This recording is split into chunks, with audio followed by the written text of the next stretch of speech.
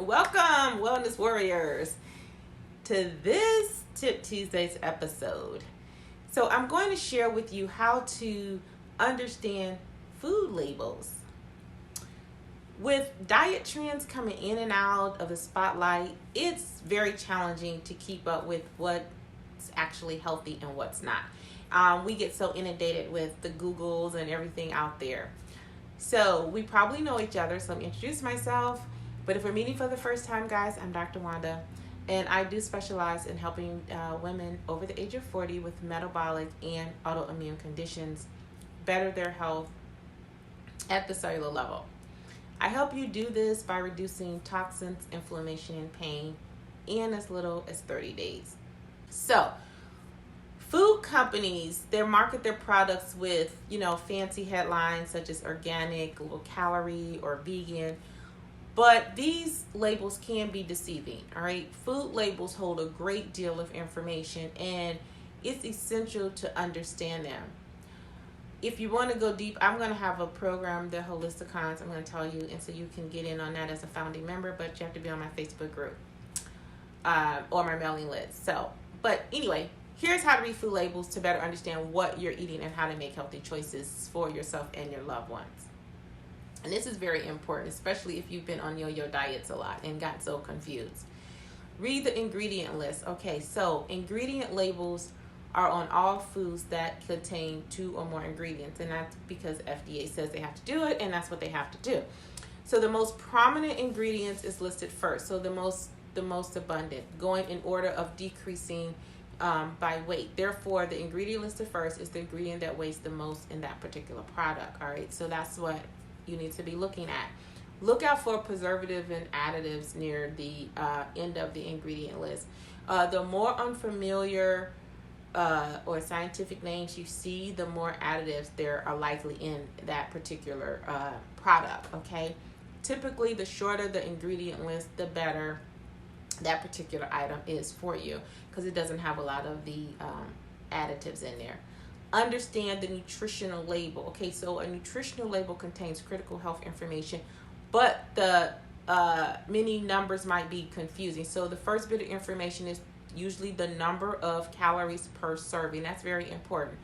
Other numbers include carbohydrates, categorized into fibers, total sugars, and added sugars. You got protein and fats.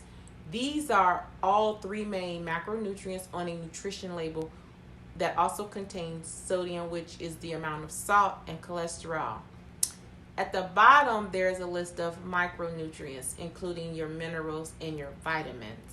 Okay, so that gives you that part. So you want to pay attention to the serving size.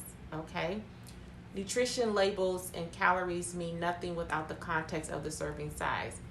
However, this number is usually small, and it is very, very easily missed, and it's mostly missed by a lot of people. They forget about that. Serving sizes can be unrealistically small on many food items that claim to be low calorie or low in fat, okay? But in reality, the amount that an average person would eat turns out to be not so low in calories at all. So that's why it's important. When choosing between the different brands or food packagings, you want to pay attention to the serving size to get an accurate comparison.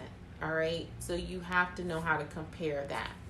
And I'll be doing deep dives on all of this in the Holisticon membership.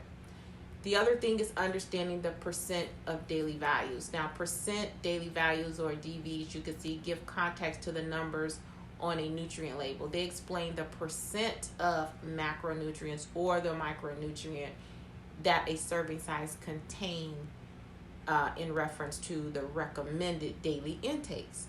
So it gets a little deep and it gets confusing. So generally, anything less than 5% daily value is low, and anything over 20% DV is high. So you want to try to avoid high percent DVs for nutrients such as saturated fats, salts, added sugars, and aim for high percentage for your micronutrients, your fibers, and your proteins, okay?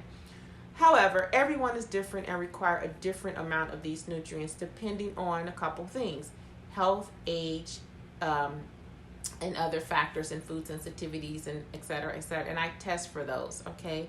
So you want to be aware of the different types of sugar. That's another important piece.